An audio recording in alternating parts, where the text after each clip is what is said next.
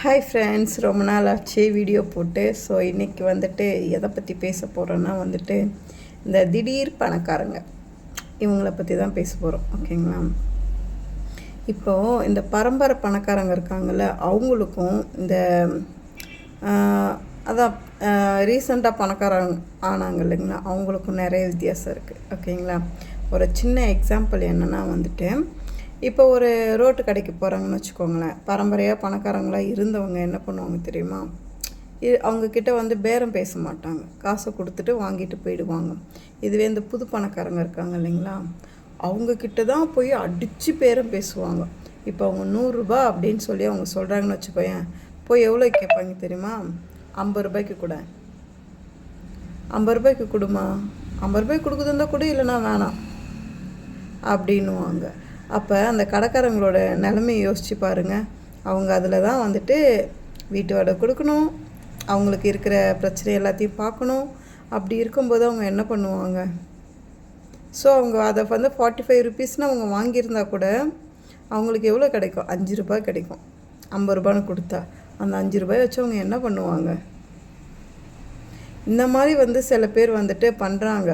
இதுவே வந்துட்டு அவங்க இங்கெல்லாம் பேரம் பேசி வாங்குறவங்க ஒரு ஷாப்பிங் மாலோ, இல்லை வந்துட்டு நகை எடுக்கவோ, இல்லை வந்துட்டு பெரிய பெரிய துணி கடைக்கோ போகும்போது பேரம் பேச மாட்டாங்க. அவங்க எவ்வளோ காசு கேட்குறாங்களோ அதை கொடுத்துட்டு கம்முன்னு வாங்கிட்டு வந்துடுவாங்க. இதே ஃப்ரூட்ஸை போய்ட்டு அவங்க வந்துட்டு ஒரு சூப்பர் மார்க்கெட்டில் வாங்குகிறாங்க அப்படின்னா கூட வந்துட்டு என்ன பண்ணுவாங்கன்னா, அவங்க எவ்வளோ காசு போடுறாங்களோ அந்த காசு கொடுத்துட்டு வாங்கிட்டு வந்துகிட்டே இருந்துருவாங்க. ஓகேவா? ஆனால் இந்த புது பணக்காரங்க வந்துட்டு ஒரு மாதிரி ஆட்டிடியூட்டாகவே நடந்துப்பாங்க. ஓகேவா? அவங்க வந்துட்டு இவ்வளோ கஞ்சத்தனமாக இருந்தால் அவங்க பணக்காரங்களாக ஆகியிருப்பாங்க போல். ஓகேங்களா? எனக்கு சில டைம் அப்படி எனக்கு ரீசெண்டாக ஒரு விஷயம் இந்த மாதிரி நடந்தது. ஓகேங்களா? ஸோ அதனால தான் சரி இதை பற்றி வந்துட்டு பேசி ஒரு வீடியோ போடலான்னு சொல்லிட்டு தான் போட்டுட்ருக்கேன். நீங்களே சொல்லுங்கள். இப்போ வந்துட்டு இப்போ வந்து பரம்பரை பணக்காரன் எல்லாத்துக்கும் சேம் காமனாக தான் நடந்துப்பான். இப்போ வந்து ஒரு ஷாப்பிங் மால் போனாலும் அதே தான், காசு கொடுத்து அப்படியே வாங்கிட்டு வருவான். இங்கே அவனுக்கு வந்து அது பணம் வந்துட்டு எங்கே வாங்கினாலும் சேம் அந்த இதில் தான் போயிட்டுருப்பாங்க. ஆனால் இந்த புதுசாக பணக்காரங்க ஆனவங்க அந்த கஞ்ச பிஸ்னாரிங்களாம் இருக்காங்க பார்த்தீங்களா, அவங்களாம் வந்து எங்கெல்லாம் கஞ்சம் பார்க்கணுமோ அங்கெல்லாம் பார்க்கவே மாட்டாங்க. நான் சொன்ன மாதிரி இந்த ரோட்டு கடைக்காரங்க கஷ்டப்பட்டு வேறு வழி இல்லைன்ட்டு இந்த ஒரு வேலை பார்ப்பாங்க பார்த்தீங்களா, அவங்கக்கிட்ட தான் போய் அவங்களோட வீரம் அதிகாரம் அதெல்லாம் வந்து காமிப்பாங்க. அவங்க எக்ஸ்ட்ரா சொன்னால் கூட வந்துட்டு அது மாதிரி தான் வந்துட்டு பண்ணுறாங்க. ஸோ அதனால் வியாபாரிகள் வந்துட்டு நஷ்டம் தானே ஆவாங்க. ஓகேங்களா? இது வந்து நான் யாருக்கு சொல்கிறேன்னு தெரியுமா? ரொம்ப மிடில் கிளாஸ் ரோட்டில் கடை வச்சுருக்கவங்க, கஷ்டப்பட்டு வந்துட்டு வேறு வழியிலேன்னு ஒரு வேலை செய்வாங்கள்ல, அவங்களுக்காக சொல்கிறேன். இதுவே வந்து பெரிய பெரிய கடை வச்சு கொள்ளையடிக்கிறவங்களும் இருக்க தான் செய்கிறாங்க. ஓகேங்களா? இதே 45 ருபீஸை வந்துட்டு 200 300 விற்கிறவங்களும் இருக்காங்க. அவங்கக்கிட்ட போய் வாங்குகிற இதே ஆளுங்களும் இருக்காங்க. ஓகேவா?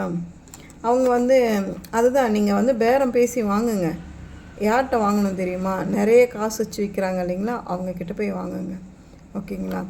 அவங்களே ஆல்ரெடி கம்மி ரேட்டில் தான் கொடுப்பாங்க. அவங்கக்கிட்ட போய்ட்டு நீங்கள் பேரம் பேசாதீங்க. ஓகேங்களா? உங்களுக்கு வந்துட்டு ஒரு 40 ரூபா கம்மியாக கிடைக்குதுன்றதுக்காக நீங்கள் பேரம் பேசுவீங்க. அவங்களோட நிலைமை யாருன்னா யோசித்து பார்த்துக்கிறீங்களா? காலிலேருந்து வெயிலில் உட்காண்ட்ருக்காங்க. அவங்க எல்லாத்துக்குமே கஷ்டம். ரோட்டில் கடை வச்சுருக்கவங்க எல்லாத்துக்குமே கஷ்டம் இல்லையா? அப்படி இருக்கும்போது அவங்கக்கிட்ட போய் ஏன் பேரம் பேசுகிறீங்க? இதுவே நீங்கள் கடையிலலாம் போய் பேரம் பேசுவீங்களா? ரீசெண்டாக இப்படி ஒரு இஷ்யூஸ் நான் ஆக்சுவலாக வந்துட்டு எனக்கே அந்த பிரச்சனை வந்திருக்கு. ஓகேங்களா? அதனால தான் எதை பற்றின்னு கேட்டுன்னா வந்துட்டு ப்ளட் டெஸ்ட்டு பற்றி தான். ஓகேங்களா? அப்படி தான் ஒரு ஆட்டோ ஓட்டுறவங்க நினைக்கிறேன், அவங்க வந்துட்டு எங்கிட்ட ப்ளட் டெஸ்ட்டு கொடுத்துருந்தாங்க. ஓகேங்களா? அவங்க எங்கிட்ட வந்து எந்த இதுவுமே வந்து அவங்க கேட்கவே இல்லை. டிஸ்கவுண்ட் பண்ணி கொடுங்க, இது பண்ணி கொடுங்க, அது பண்ணி கொடுங்கன்னு கேட்கவே இல்லை. ஓகேவா? இருந்தாலும் நான் வந்துட்டு உங்களுக்கு ஒரு 5% டிஸ்கவுண்ட் மேடம் அப்படின்னு சொல்லிவிட்டு ப்ளட் எடுத்துட்டேன். இதுவே ஏன்னா அவ்வளோதான் பண்ண முடியும், அந்த 5% மேலே பண்ண முடியாது. ஓகேங்களா? சில லேபில் அது கூட பண்ண மாட்டாங்க. ஸோ இருந்தாலும் வந்து நம்ம இப்போ தான் வந்து இது ஓப்பன் பண்ணியிருக்காங்க. ஸோ அதனால் வந்து 5% கொடுக்குறாங்க. ஆனால் வந்துட்டு இன்னொருத்தவங்க வந்தாங்க, சேம் அதே டெஸ்ட்டு. அவங்க எவ்வளோ டிஸ்கவுண்ட் கேட்டிருப்பாங்க நீங்கள் நினைக்கிறீங்க? எவ்வளோ கேட்டாங்க தெரியுமா? எவ்வளோ கேட்டாங்க? 20% கொடுங்க டிஸ்கவுண்ட்டு அப்படின்ட்டு. எப்படி கொடுப்பீங்க நீங்கள் சொல்லுங்கள்? 20% அவங்க டிஸ்கவுண்ட் கொடுத்தாங்கன்னா அவன் லேப் வச்சுக்கிறோம் நிலமையை யோசிச்சு பார்த்தீங்களா? அவன் வந்து கரண்ட்டு பில்லேருந்து வாடகையிலேருந்து எல்லா மெயின்டெனன்ஸும் பார்க்கணும். அப்படி இருக்கும்போது 20%னால் நீங்கள் யோசிச்சு பாருங்கள். அவனுக்கு ஆல்ரெடி வந்துட்டு பர்சன்டேஜில் தான் அவங்களுக்கே வரும். ஓகேங்களா? அதுக்கு யூஸ் பண்ணுற ரியேஜென்ட் சொல்யூஷன் எவ்வளோ இருக்குது. இதையும் தாண்டி அவங்க எப்படி கொடுப்பாங்க? நீ கொடுத்தா கொடுக்காட்டி போ அப்படின்ற மாதிரி வந்துட்டு ஒரு திமிரு தெனாவட்டா பேச்சு. ஐயோ, எனக்கு ரொம்ப கஷ்டமாக இருந்துச்சு. என்ன இவங்க இதுவே போயிட்டு பெரிய பெரிய இடத்துல போய் இவங்க இப்படிலாம் பேசுவாங்களா?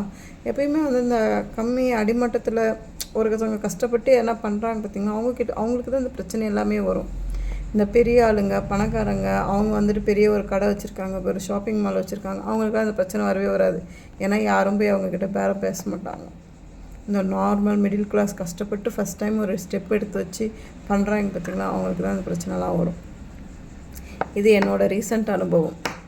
உங்கள்கிட்ட யாருன்னா இந்த மாதிரி வந்துட்டு பேரம் பேசியிருக்காங்களா? இல்லை உங்களுக்கு நீங்களே ஒரு வேளை பேரம் பேசுகிற ஆளா?